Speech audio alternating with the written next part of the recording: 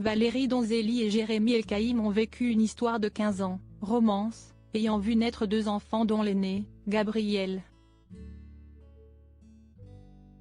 Ce dernier monte d'ailleurs la scène du Palais des Glaces pour son spectacle CIST bientôt fini, dans lequel il revient sur son combat contre le cancer.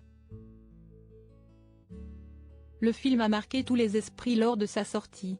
Dans la guerre est déclarée, Valérie Donzelli et Jérémy Elkaïm ont eu le courage et la force d'affronter pour les besoins du 7e art la triste réalité qu'ils l'ont traversée.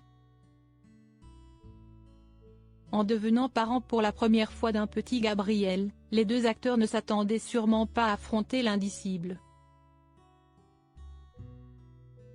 À l'âge d'1 an, leur fils a été diagnostiqué d'une tumeur au cerveau, très agressive, appelée tumeur rhabdoïde de l'ordre ponto-cérébelleux. Cette longue bataille qu'ils ont menée à terme et qu'ils ont gagnée, Valérie Donzelli et Jérémy Elkaïm l'ont portée sur grand écran. CIST aujourd'hui leur propre fils, âgé de 21 ans, qui parle.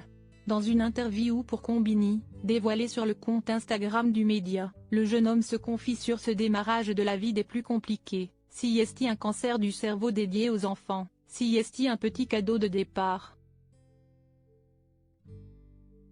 CIST vraiment le truc le plus violent que l'être humain puisse affronter je crois. CIST grâce à la vigilance de sa grand-mère, qui a décelé des signes très bizarres chez son petit-fils qui vomissait de manière trash et ne marchait pas, que la maladie a pu être découverte et prise en charge, tout le monde a bien paniqué. On est rentré à Paris pour m'opérer à l'hôpital Necker. CIST devenu ma maison. Il y a eu un maximum d'examens, j'ai fait de la chimiothérapie et de la radiothérapie. De tels examens pour un bébé âgé de seulement 1 an s'apparentent à une légère torture. Cette dernière était même encore pire que prévu puisque comme Gabriel bougeait beaucoup, comme n'importe quel jeune enfant, il devait être attaché pour la bonne conduite des examens, j'ai démarré ma vie comme ça. Aujourd'hui, j'ai plein de séquelles, notamment physiques et psychologiques que j'ai du mal à maîtriser ou que j'ai eu du mal à maîtriser pendant longtemps. Les séquelles physiques, CIST une paralysie faciale. Mon œil ne se ferme pas.